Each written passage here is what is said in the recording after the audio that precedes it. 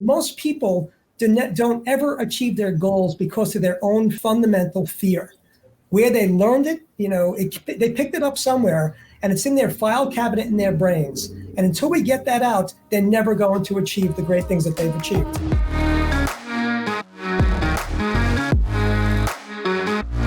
Hi everyone, I'm LoCascio, and this is another edition of Over the Wall. Today I have a really, really special guest with me, Dr. Frank Maurio. And if you remember, this couch that I'm actually talking from was the couch I slept on for 2 years. And there are very few people in my life who were there at that beginning when I started this company, when my first company went under, when I was broke, when I didn't have enough money for an apartment. I was living, in a small office, and this was my bed, this couch. And I found my way to Dr. Maurio, who really changed my life. And it's really an honor to have him here. Welcome, Dr. Maurio. Thanks, Rob. I like I've said to you before, I'm like the gloating brother. I'm so proud of everything you've done. And I know the lineage. I know from the beginning where you started and where you are right now. And the couch and just all the trial and tribulations that you've been through to get to where you're at. It's an amazing journry. It's incredible. It's you and journals that I've written in my life. The only people that memory of that past. So before we jump into all that, I wanted to just, how did you get into the business? I mean, you're a psychologist. You've been in the business many years. I think it's just good to start, how'd you get into it? Everyone has their own journey. It's one of the things we talk about on the show is everyone has their purpose. And what you're doing in many ways is taking your own journey in life. And it'd be great to just kind of talk about how did you get to where you are? How'd you find your way into it? You could have done any profession. Sure. I was always fascinated by the mind. And I think curiosity is an amazing thing. And I was fascinated with the whole body, but I was really fascinated with our minds. So I knew from a very early age I was going to study psychology. And I pursued my PhD. But then I studied various aspects of the brain. I looked into neuroplasticity. I'm a clinical neuropsychologist. So I work with stroke patients. I work with TBI patients. Like right now, I see a lot of professional athletes who have chronic traumatic encephalopathy of the brain. I also see a lot of entrepreneurs. So, I'm seeing all these different people. And I think especially when it comes to entrepreneurs, it's teaching the psychology of life, teaching them the psychology of themselves. And I think that I've always been fascinated as to how we can change people, how you can change their belief system. And in my book, and we talked about this before, I have a little section on what I call the fat boy blues. And I was a fat kid at 12 years old.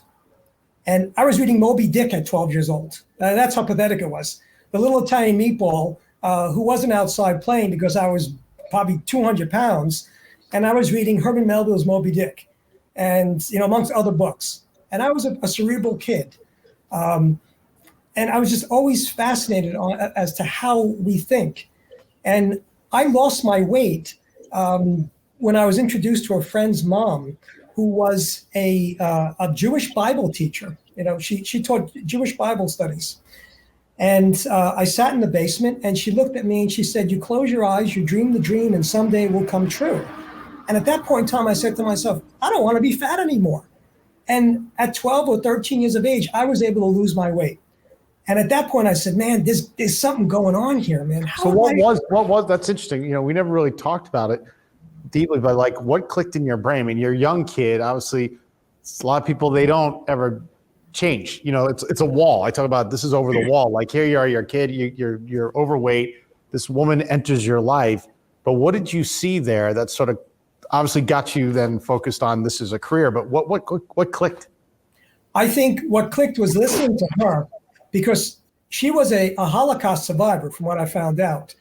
And I was asked this question, actually a very wonderful doctor over at North Shore LIJ. And we were talking one day about my book, and he lost family in the camps. So he really took a liking to what I was writing. And he said, "Frank, was she a survivor? And I said, I'm not sure. He said, well, describe her to me. And I said, well, she had these piercing blue eyes, and she always wore these beautiful blouses. Even in the summertime, she had long sleeves on. I said, yeah. He said, my friend, I guarantee you that if you pulled up that sleeve, you would have seen some markings there, because her stories really were very powerful when she talked about the survivors and survivorship and the camps. And here it was at 12 years old, and she was interspersing Bible study with what happened to these people. And I'm listening, saying, wow, there's determination here. There's passion. There's fortitude. There's something about how people can get to another level in life. And I realized at that point, at 12 years old, that was my defining moment. Because after that, I had to get through all my studies, through high school and then through all the graduate studies I did and undergraduate. And I remember all that determination that kept me going. And I think this is what I teach people all the time, that you have to accept the responsibility for where you are right now and try to visualize what do you really want in your life, and how badly do you want it? What kind of sacrifice are you willing to make? So when I saw, the woman who was talking to me, my friend's mom, she had this passion. Everything about her was passionate. She looked at me with those eyes, and she looked right through me. And when she said, you close your eyes, you dream the dream, and someday it will come true, I'm like, I can do this. So I ran home, and I went onto the television, and we had a Sears and Roebuck catalog, and I cut out pictures of these handsome people, and then I took pictures of guys running on the beach, and I put it on the refrigerator. And I looked at that every day, and I said, I'm going to be thin like that. I'm going to get there. And little by little by little, I got there. So you write in your book, The Strength from Within, which I highly recommend this book. It's got some really amazing stories. And I think, I want you to talk about the story of Connie, who you open the book and dedicate the book to. And actually, she wrote you a note that became the title of the book. But you also seem to follow storytelling. Like you're not a therapist where you're like, just let me hear all your life's problems, which you do that to get some perspective. But you are a powerful storyteller. And that's what seems to resonate with people to make their own change, like what I guess this woman gave to you. I start the book off with Connie. And I'm a clinical neuropsychologist, so I trained with stroke patients and head trauma patients. And for many years, I was also on the palliative care team at one of the hospitals. And it was my job to be sitting there with people who were dying. And the saddest thing of all is when somebody is at the end of their life and they have regrets. And Connie was somebody at 54 years of age who was dying of metastatic cancer. And when she last talked to me, she realized that her life came up short, that she never accomplished things because she was risk averse. She was afraid, and fear is self-imposed. And I even say in the book, fear is false evidence that appears real. And most people don't ever achieve their goals because of their own fundamental fear. Where they learned it, they picked it up somewhere, and it's in their file cabinet in their brains. And until we get that out, they're never going to achieve the great things that they've achieved. And both you and I know we've seen amazing things happen to amazing people. People that have been sent over to the office over the last 20 years who are now in amazing places that they never thought they'd get into.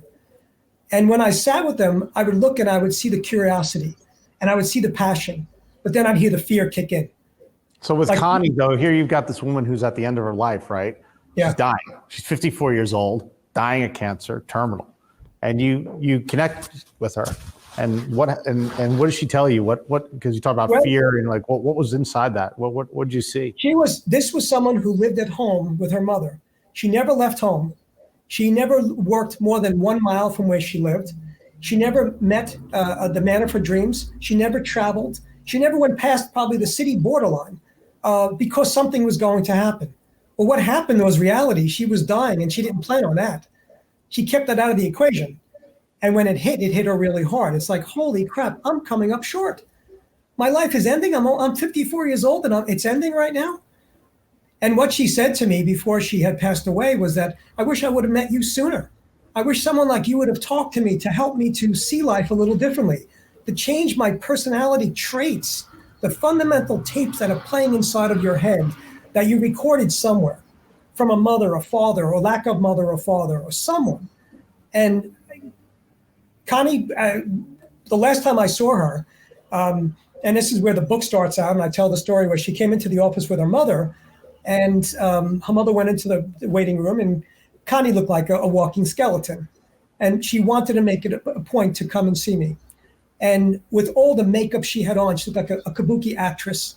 It was so sad. She had, at one point, a head of brunette or chestnut hair. Here she looked like a walking skeleton. And she said, I needed to come to see you. I needed to give this to you in person to let you know how important you were in my life. And she gave me an envelope and she said, please do me a favor. Don't open this up until I'm no longer here. So I put it in my desk drawer and it sat there. And she just went through how I helped her in the short time that I had known her, that I gave her strength to face the ultimate challenge in life, which was her death. She said, I'm facing the reality that I'm going to die. I don't want to die. I want to live, but you've given me the strength. And right there, I'm like, holy cow, man. I'm helping her deal with the fact that she's going to die. And she got through this. I mean, well, she passed away, but she passed away peacefully. And 2 weeks later, her mom had called me up and said, Connie had passed, and I was aware of that.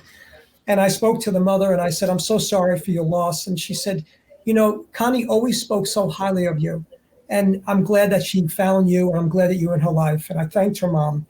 And I sat there and I was pensive after the phone call, and I just thought about our time together. And then I opened up my drawer and I took out the letter that she wrote, not knowing what was in there, expecting a 2-page, 3-page letter. It was one sentence. And it said, the greatest strength is found within. And thank you. And I was like, holy cow.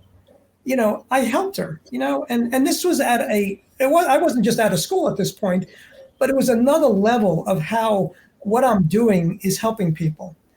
And I bounced around all day from dealing with entrepreneurs, celebrity actors, local housewives, NFL players that have total dementia due to chronic traumatic encephalopathy. We're hitting on all these bases, and they're all in my warehouse because of the training that I had gotten. I was in school for a long time. And I'm privileged to be able to help people like that. But the fundamental thing that I think is important with everyone is to maintain a positive attitude. Even when somebody is sick and has a disease, how do you bring that attitude up? How do you help them to accept responsibility for where they are?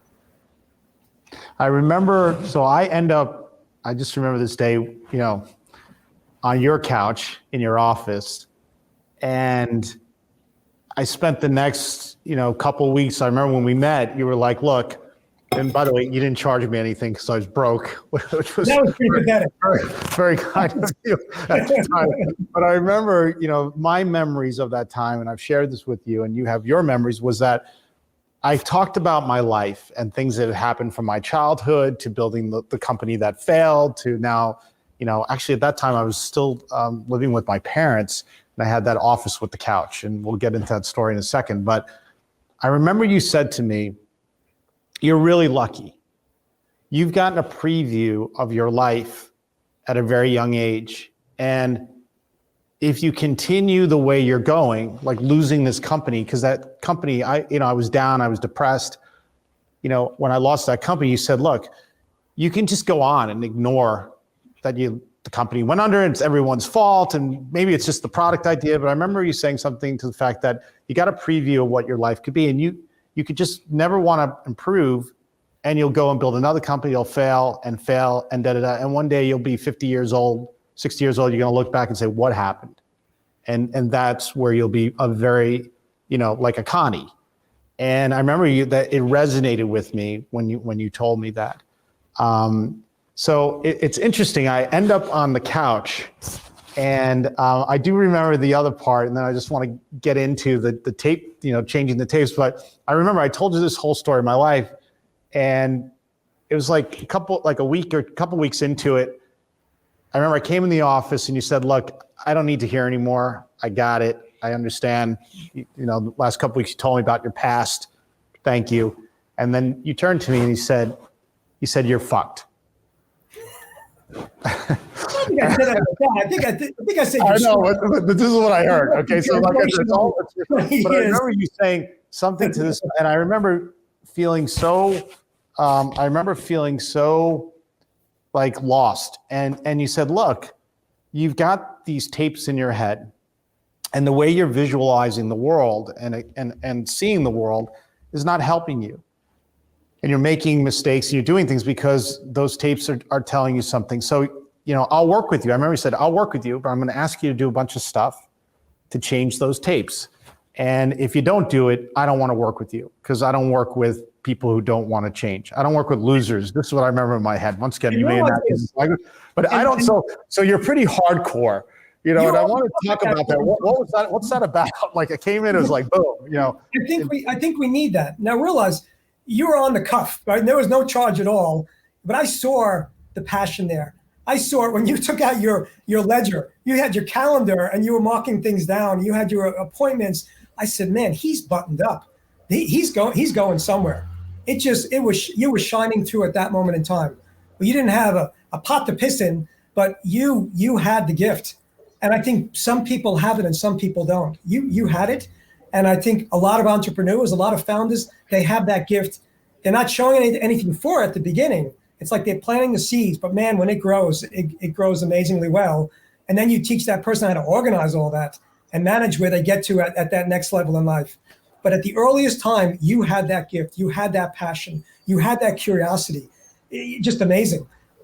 And I remember but you worked on, then you were saying like, we need to change. And you talk about this language about the tapes. So maybe you talk about like, there's these tapes in your head that people have.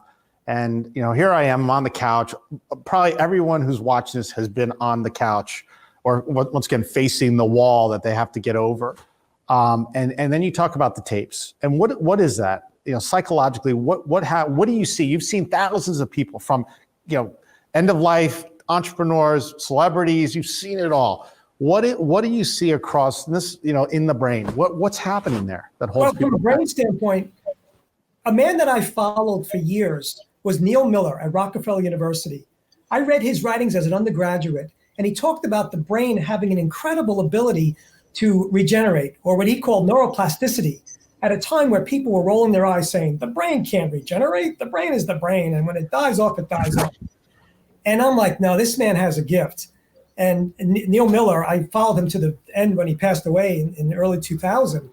But he talked about neurolinguistics. He talked about neuroplasticity, how you can change your brain, how you can change how a person's thinking. I realized there are a lot of people who talk the talk, but they don't walk the walk. And we test that out right away, where I'm like, listen, I'm going to give you things to do. And if you can't do it, I'm not wasting your time, and I'm not wasting my time. Because I know that person is saying that they want to be someone, but they're never going to get there. When you came along, we saw that you were walking the walk and you were talking the talk and you were putting the time in. And I think that's what it takes. But I found when I was working with you, one of the things you taught me, which I still carry today, is that it's about perception. Like reality and how your brain is working on looking at the reality is not always serving you. And I learned working with you is that, like, for instance, was you told me, look, if you ever feel angry or some really hard emotion, anxiety, anger, whatever it is, call me.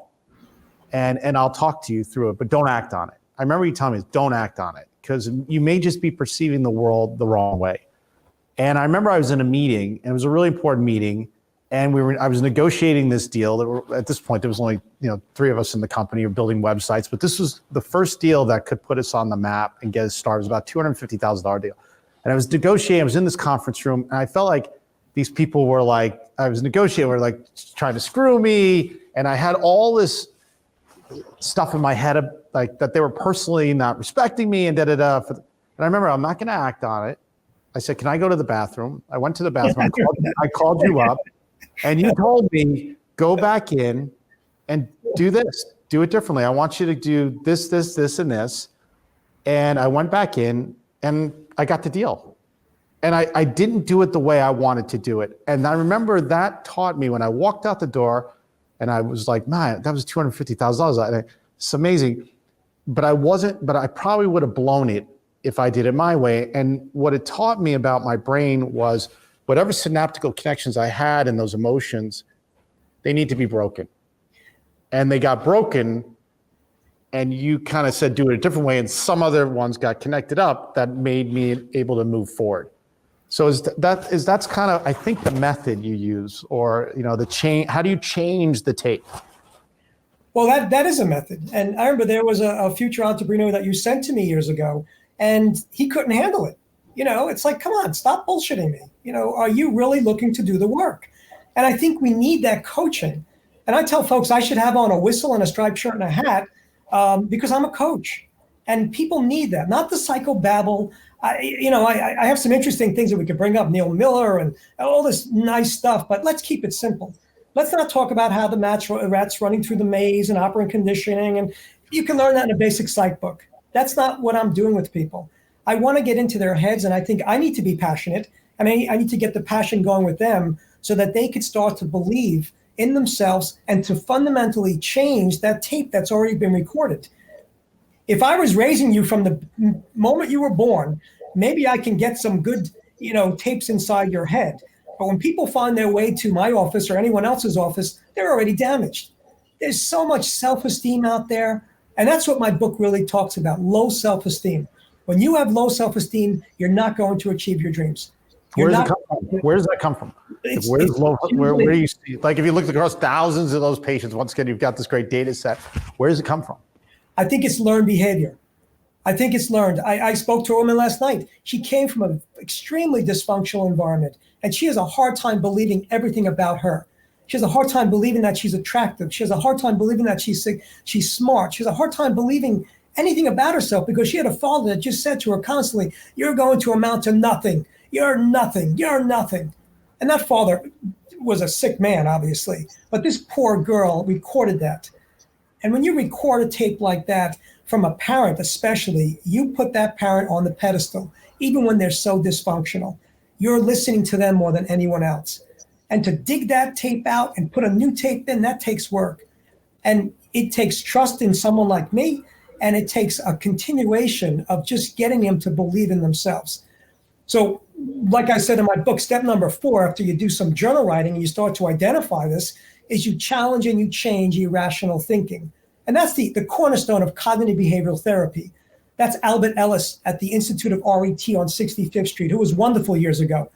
You go to his institute, he passed away a number of years ago, but he was a little man, right? Anybody in the audience have any problems? Dr. Ellis, I have a fear. Come up here. What's your problem? I have a fear of getting on a plane. What's the big problem about getting on a plane? I don't know. What are you, a baby? The first time I heard it, I was like, oh my God, this guy is like, he's pretty raw. How can you be like that?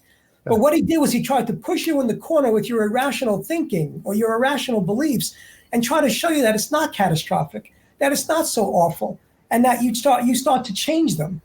And as you challenge and change your irrational beliefs, then you go into the world of taking the risks.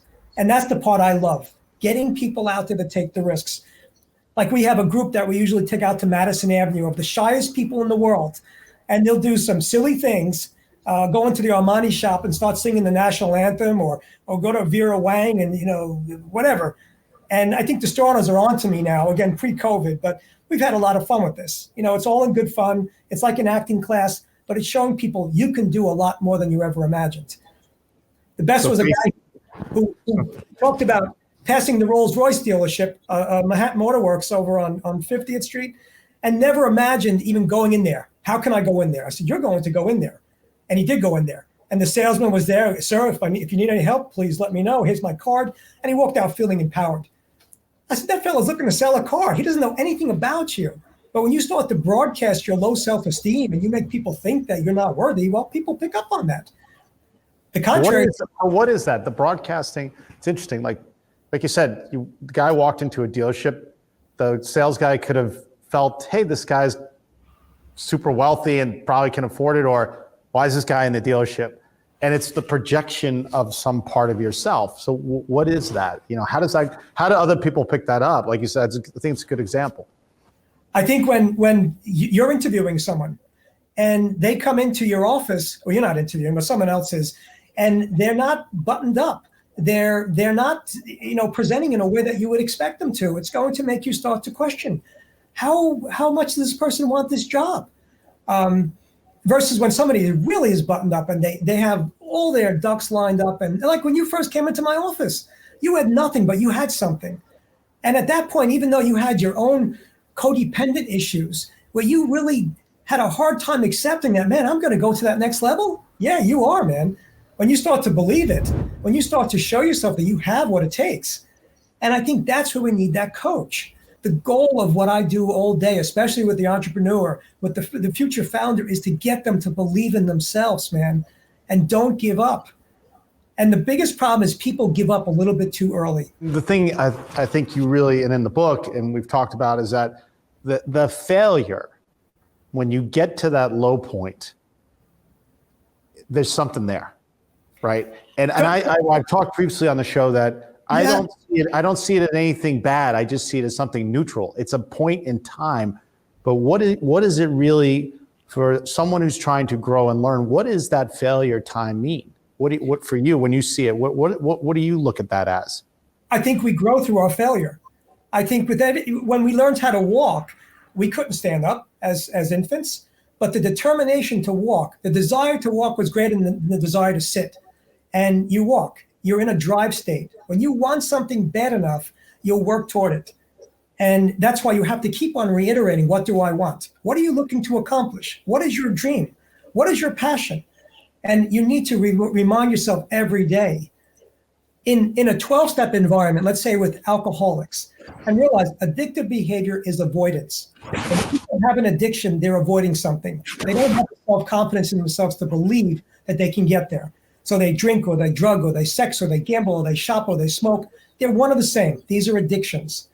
But what you'll hear a lot of times is a person having to reiterate the consequences of why they choose not to drink. They have to just keep it fresh in their minds so they don't start going backwards. And a lot of times people use two coping mechanisms. They use denial and rationalization. So let's say I'm drinking scotch right now. I'm drinking tea, I really am. But let's say it's scotch and you're like, holy cow, you're drinking scotch on my show? Rob, it's tea. Are you out of your minds? Denial. Or Rob, it's just a little bit of booze in there with a lot of tea. That's rationalization. Versus, I got a problem, man. I need some help. That's acceptance. Accept responsibility for where you are. Now we start going to where we need to go. But a lot of people don't get to that point of acceptance. In the point of acceptance, there's also failure that comes along. There's a learning gradient. Successive approximations to the goal. We never start off at success. We start off at failure. That's a given. That's a basic tenet in success. You have to fail before you become successful. And a lot of times people have a belief system that's built on smoke and mirrors. It's all denial. It's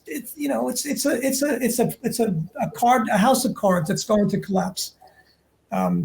Stick to the fundamental. And the fundamentals are believing in yourself, accepting responsibility for where you are, understanding hardship and suffering in life.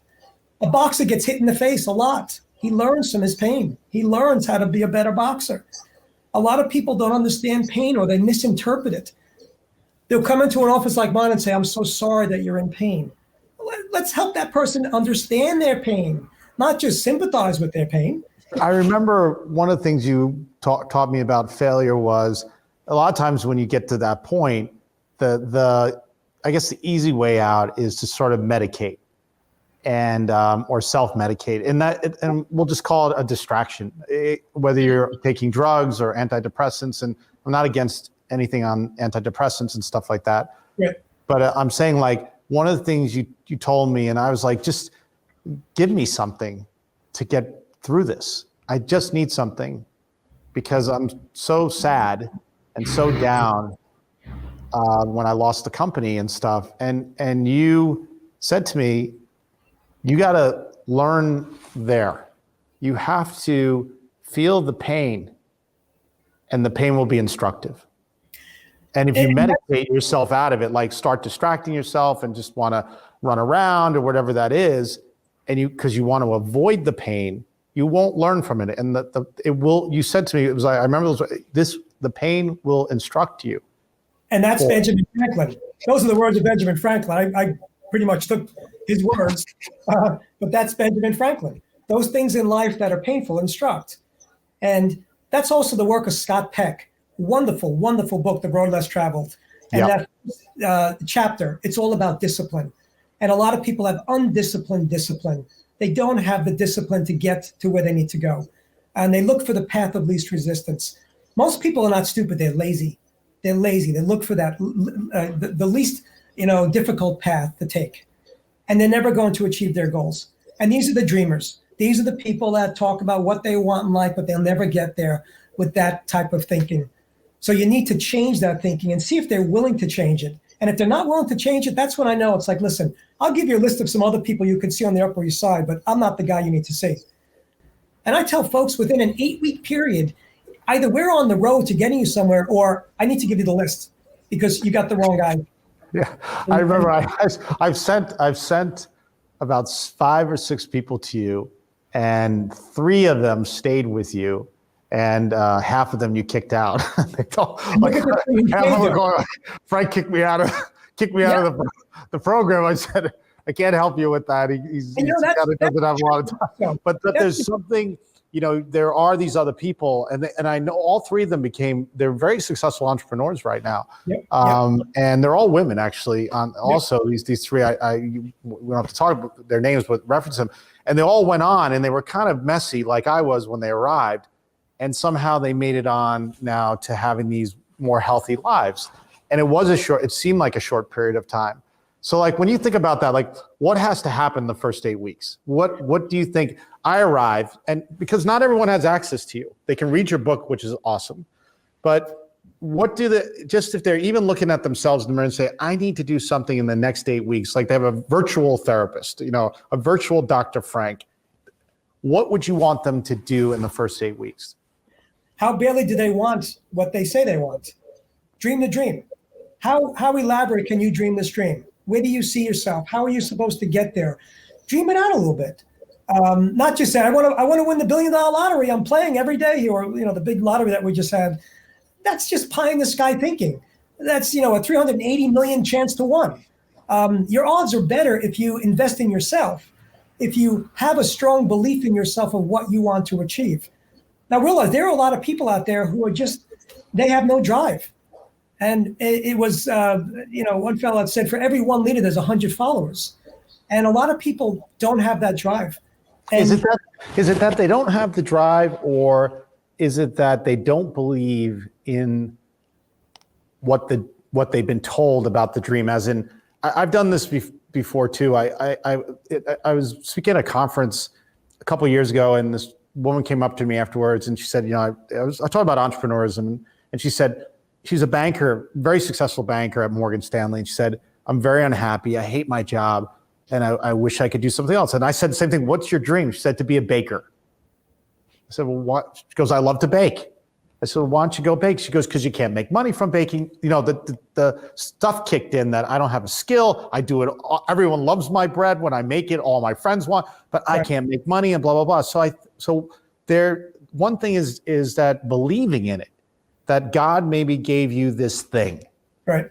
And I think that's the question you're asking, but it's really hard to sit in front of the mirror and say, I want to be a writer. It's always something seems crazy, although someone else made a profession out of that crazy idea usually. But you think, I can't make a profession. I can't make a living. I'm going to be broke. I don't have the skill. I'm not smart enough. I'm not pretty enough, whatever it is. There's that thing going on, right? Yeah, that thing is to really define what you want to do and understand that it's going to take work to get there. Like a lot of great. How do you believe in the dream? How would you just be like, that's a dumb idea? Most people are like, that's so silly. Silly, right? Look at the Ring Bell, right? Ring.com. I think we all have these things. And listening to the fellow, I don't know him personally, but hearing when he came up with this, it was by accident. He was inventing in the back room of his house, and he just needed to know who was at the front door. And what he developed by accident became his, ace in the hole. So a lot of times people come by something by accident. They're in that drive state. They're in that mindset, and they start to develop other things as they're moving along. And sometimes it isn't always just that one passion. It might be something else that comes out of it. I just read the Isaacson book on Elon Musk, and amazing. At 3 years old, he was curious, and at 12 years old, just amazing. And look at this great man and what he's accomplishing. I mean, rockets and space and God, man, that's just amazing. And just that level of curiosity and that belief that I can go after this, that I'm going to go for this, man. And there are a lot of people like, yeah, I like it, but I can't do that. And we know from psychological studies, social psych, that when someone has low self-esteem to begin with, when something good comes their way, they'll be like, oh, that was just luck. When something bad comes along, it's like, see, I told you, I can't do this. They embrace the negative and they don't embrace the positive. So you try to make that cognitive shift in people. And that's why we hammer away at that as much as possible to get people to hear my voice inside their heads and then hear their own voice telling themselves, I can do this. I can do this. I can make this happen. So it seems like the first wall, when I think about fulfilling your dreams, the first wall that you're staring at is actually believing in your dream, right? That what you're thinking about, you should do. The thing that I guess you become very excited about is that first wall that you have to then have belief to go do it, and then have the drive to break through that or go around the wall or whatever. But it seems like that's what you're saying. That first thing is believe in your dream. Here, let's say years ago, you're a single guy and you go out with your friends and you see that pretty girl and you go and say hi to her and she's like, get out of here. That hurts. All right, let me try again now. Go up to another girl, get lost. Two hits are hard. We know, like in baseball, 3 strikes and you're out. And studies support that. After the 3rd rejection, most guys are home. What they've shown in a study in Miami is sometimes it takes up to 10 rejections. But if you stay in the game long enough, you'll see things will turn around. This also goes along with the laws of probability. The laws of probability pretty much say that if you stay in something long enough, you'll see things will turn. But most people bail because of their own fundamental belief system. They don't stay in the game long enough. The salesman who's selling the cup door to door or selling rubber stamps. We had a guy come to the office last year selling a rubber stamp. Like, who's using rubber stamps? I bought a stamp from him. I felt bad. Hey, he made a sale. I mean, and God knows, maybe, I don't know how many people he sold, but he stayed with it and he got a sale that day. Maybe he got more. But people have to stay with something long enough to not only get to their goal, but to also modify the goal, to sometimes see, maybe it's not fitting exactly this way. Let me try it this way. So maybe the approach has to be a little different when you go up to that girl. Maybe you have to say something a little bit differently and keep on doing it, but modify. There has to be the modification. But and the rejection, but you're saying is like we have all these rejections. I've been reading my daughter. I found this book, 1,000 No's. And it like starts out with like this little girl has a dream, and then the first no came in, the second one, until 1,000 no's, and then the 1,000 no's made a giant yes. And so there's this thing about rejection, though. It's like people just say no. They reject. It's like it seems normal if you have this big idea. I'm sure Elon Musk, same thing when you read the books. It wasn't all yes, yes, yes. You're brilliant. I love the ideas. Electric cars, awesome. What you probably see is people are fulfilling their dreams hit a lot of resistance. And that's, yes. Like Tony Blair once said, the hardest word in our vocabulary is to say the word no. It's easy to say yes to people, but it's hard to say no to hurt somebody else's feelings. Because we know when you hurt someone else's feelings, it hurts. You feel it. But sometimes that's the greatest lesson we can get. When we're told no, it's a very important thing. I got this from a coach. When I was in high school, I tried out for the baseball team. I hit a double. I ran a pretty good, quarter mile, and I fielded a ball in the outfield. So I went to the gym, and I didn't see my name on the list. I said, hey, coach, I think you forgot my name. And this guy was gruff. He was a former football player for the Chicago Bears. I didn't forget your name, Maurio. You didn't make my goddamn team. What do you mean I didn't make your team? And he said, you heard me. You hit that double. It could have been a triple. You ran that quarter mile. It was weak. And that ball in the outfield that you caught, you could have got another one. You're weak. I didn't want you on my team. Son of a B. But I got to know the coach and he said to me, you're not a sports player. You're a cerebral guy. He said, I wanted to put the passion in you. I wanted to put the fire under your ass to get you moving. And I thanked him a lot. And one person I didn't thank in my book was Coach. And he really did help me. And I think that was a really great lesson from a gym, from in school. And I think sometimes when people put the passion in us and we don't run from it, that's when we learn. But a lot of people will say, screw this, man. You're too hard a coach. Like Mr. Miyagi in The Karate Kid, right? Mr. Miyagi had, Danny LaRusso, wax on and wax off. And he's like, screw this. What am I here just to, polish your car and fix your fence? No, there was a bigger lesson in that. But most people don't want to delay gratification. They just want to get right to it. So where's the Ferrari? I'm in business a year. I want my new car. Ain't going to happen like that. Drive the Volkswagen for a while and then see where you go from there.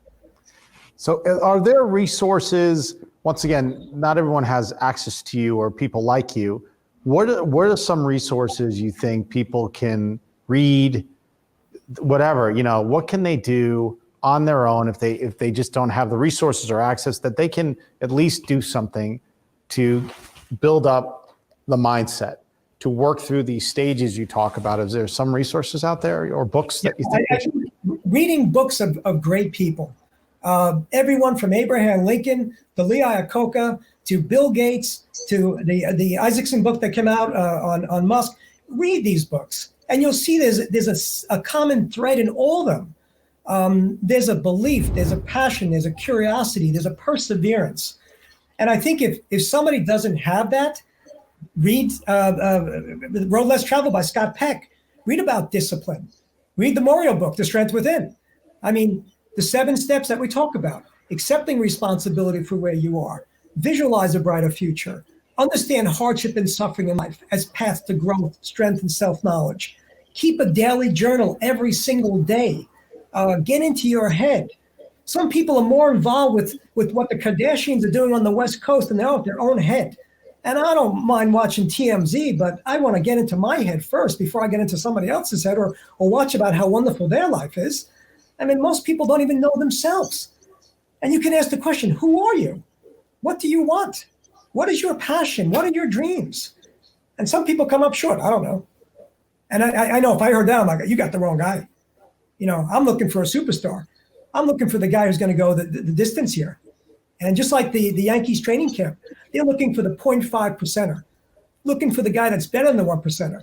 And they can see it not only in the psychological, but in the physical. Or the NFL uses the Wonderlic test. The Wonderlic is a test used in work to see how intelligent a person is. You have to have the intelligence also to run a corporation. You can't just tell yourself you're going to get there without having the fundamentals. And I think people have to be accepting of what their strengths and weaknesses are. If I said I wanted to play center for the New York Knicks, come on, man. Not only am I too old to do it, but I never had the height. I never had the skill. And I'd expect someone to say that. Are you out of your mind? It ain't going to happen. Maybe you could work in the front office. Maybe you could be a coach. Maybe you could do something else, but you're not going to be on the court. And some people don't want to hear that. And that's when they'll run out of the room. It's like, screw you, man. You don't know. I'm trying to help you. I'm trying to be honest with you and respectful to you. And more than anything, I want to see you achieve your goals in life. But they have to be reasonable goals. They can't be pie in the sky goals. And some people set the bar so high they're never going to achieve it. The classic honeymooners, Jackie Gleason, he was always the dreamer, the bus driver. He never accomplished what he wanted to accomplish. Yet in real life, he was a successful man, Jackie Gleason. But the character he played on the show was the dreamer. The apartment was never, just a little bitty nothing. He never had the kitchen for his wife. He never had the reality that he wanted. And there's a lot of people out there who are like that, but they lack the passion. They sometimes lack the ability to restructure their dream so that they can get there. I have 2 other questions about this is a little bit about, because I'm a parent now. When I met you, I wasn't. And, I got a couple of kids, and I often wonder as a parent, because I think one of the things you see people show up, you talked about that woman who shows up and her father said terrible things to her, and then she has those tapes. As a parent, what can we do with our kids to ensure we can give them the best they can so they have a good set of tapes, when they get out in the world? And then obviously, where do you draw the line of crippling them? You can spoil kids, you can do stuff, but first, what can we do, to ensure that they can be the next generation entrepreneurs? Great book, Make Your Bed. I think everyone's been talking about it, by a former military man, getting some discipline in your life. There needs to be some structure. Now, you don't want to run a military camp at home, but I think all kids, just like all adults, need some structure. When we were in school, we had structure. We worked on the bell system, and we were all conditioned basically like laboratory rats in the maze. Right? The bell rang, we went to class. But then when that goes away, sometimes we become undisciplined. Or as Scott Peck says, we have undisciplined discipline. And I think as parents, it needs to be discipline, consistent, reasonable, not crazy, because when you're crazy with it, you'll have a child that grows up and becomes resentful. I was telling my secretary this morning, I saw a woman many years ago, and she grew up with a father who was military. And she was now 35 years old, and she was dual addicted to alcohol and drugs. And she told me the story. They were in Bethesda, Maryland, and at 0600 hours, she'd hear reverie from a small little phonograph that sat in the central hall of their Dutch colonial house. And it was her and her sister. They shared a room. And at 0600 hours, they'd hear, right? And at 0500 hours, she spoke in military time to me. Father would come in and do bed inspection. He'd take the coin, flip it on the bed, and say, "Good work, soldiers. Now let's get some chow." And for 18 years, she lived in this environment. Not a peep out of the girls.